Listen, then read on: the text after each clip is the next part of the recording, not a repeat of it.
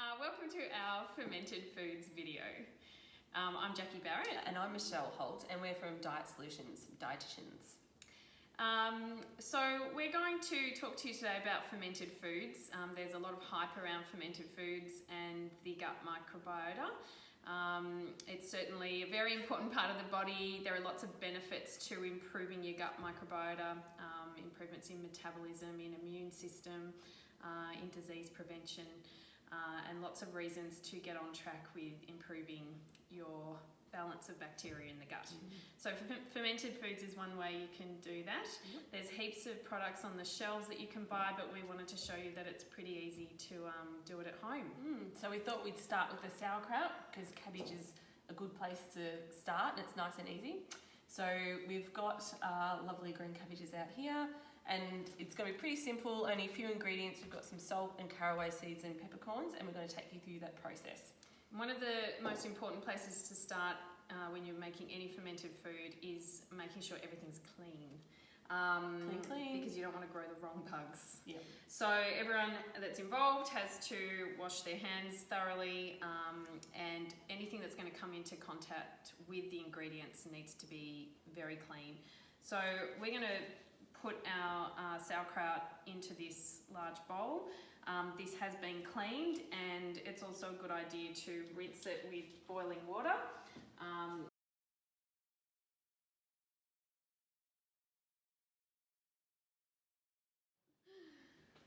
Okay, we've also washed the lid, which we're going to be using as well. Okay, so first with the cabbages, what we need to do is actually remove the outer leaves. Luckily I've got a bin right in front of us, so this is going to make the process a bit easier. Something you prepared earlier. And you obviously take the core out of the cabbage as well, so we can do that as we slice. I'm going to use a mandolin.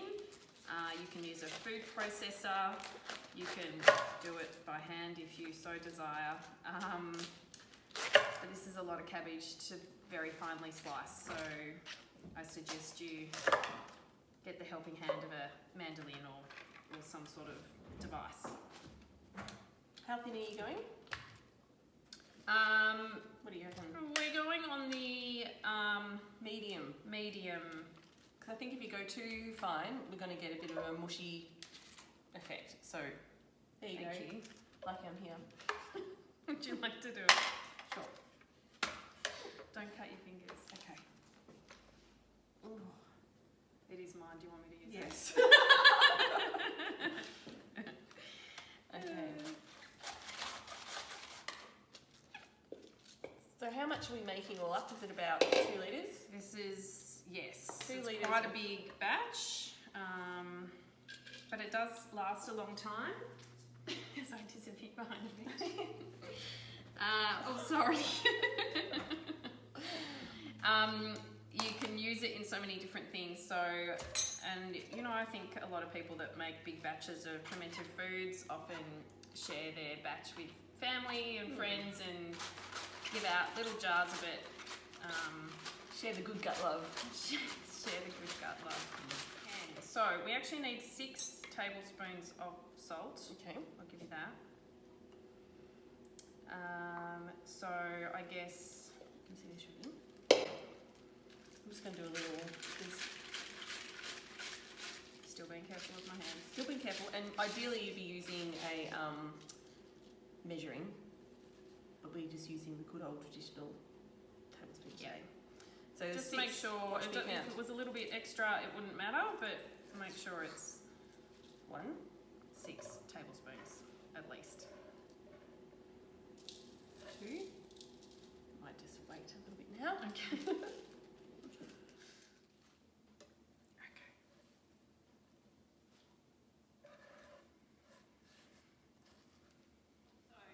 What you do at this point is that we need to, I'll just do dishes while you're massaging. We need to massage for 5 minutes Okay. and then give it a rest for 5 minutes. Yep. We will definitely pause the video so Yes. no one has to watch the wait. And then actually massage for a further 5 minutes. And then we have the next step. So we'll get to that in a flash. Yeah. So some of you may want to use gloves, but I like to get in there. So I guess the massaging is really helping get the salt into the cabbage to make sure we can get as much good brine as possible, because it's the brine that we want. Really important when we come to the jarring process.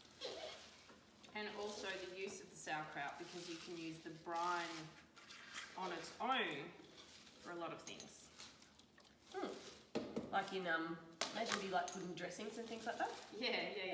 So you can basically just use the brine from within the sauerkraut. So just get a spoon and take off some of the liquid.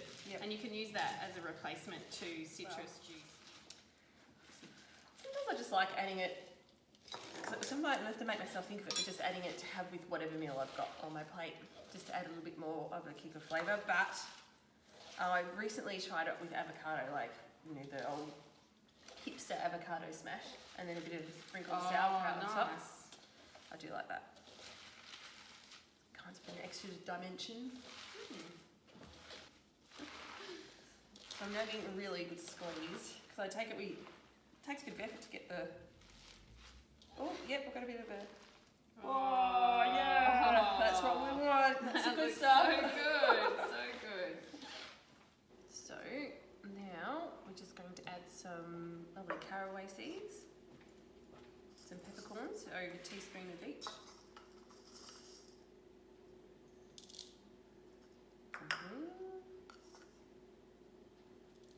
Okay, and a bit of a massage, something different.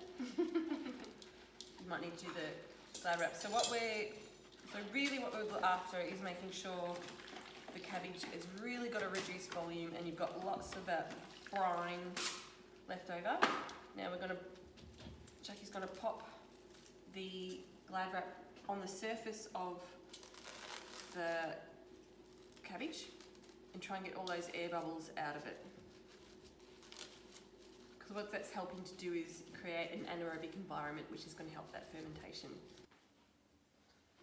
So I'm just going to use a plate that's about the same size, actually quite perfect for that volume. And then when you press down, the brine should lift up above the sauerkraut, which you can see is happening there. Now this needs to be stored in a cool, dark place. Something like, I don't know if you're lucky enough to have a basement or a cellar or, you know, under the stairs, somewhere where the temperature will remain fairly consistent. Not the bathroom? Not the bathroom, not where there's any steam or humidity from any appliances. Jacuzzi? No? No, not outside in the jacuzzi. But also not too hot, so not near heating vents and things like that. That's going to encourage growth of the wrong bacteria. And you can leave it anywhere between 2 and 6 weeks. So it just depends. Is that in the fridge or do you leave it outside? No, out of the fridge to develop that sour fermentable state. So the idea is that you'll check it and you need to stir it and reseal it and just have a taste. And that's the good thing about leaving it in the bowl that you've created it in, so that you can taste it and keep storing it until you think it's ready at the level that you want it to be. And then you can actually decant it into jars and you can keep it in the fridge then for up to 6 months, which is great. Cool.